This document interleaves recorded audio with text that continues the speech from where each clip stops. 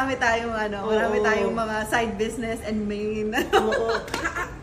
Ano yung ano mo doon? Yung parang yung take mo doon as a celebrity that found space in live selling?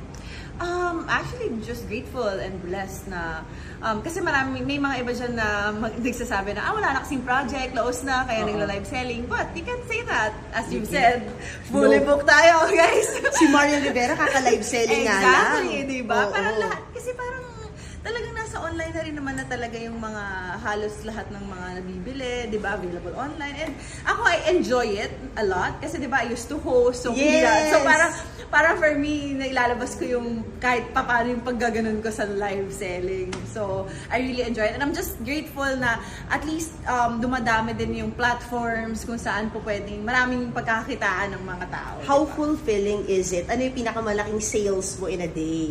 Ay, grabe naman yun. Alam ko maabot na 3 million in a day yan, no? Ay, hindi. Grabe, sana nga gano'n. Magdilanghel ka. Ayaw sabihin. Grabe, na-shy siya.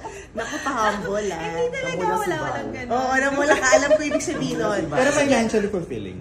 Oo naman. Kasi syempre, it means tinitiwalaan ka ng tao. And it's very nice to know na ayun nga, na marami nagtitiwala sa'yo and na naniniwala sila sa mga products na binibenta mo. Ano yung mga products na binibenta mo ngayon? Halo-halo pero mostly yung mga home care, mga laundry,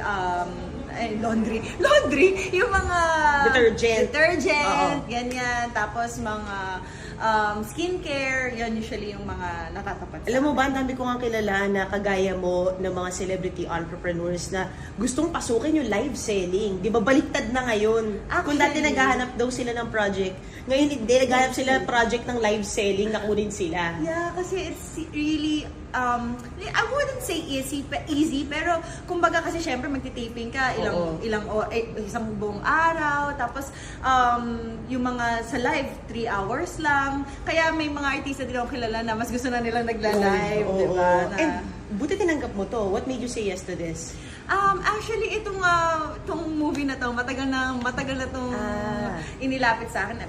Ginagawa ko pa yung show ko sa kabila, lumapit na to. And parang sabi ko, sige, parang hindi ko pa nagawa sa isang movie yung ganyan, yung teacher ako. Sabi ko, I want to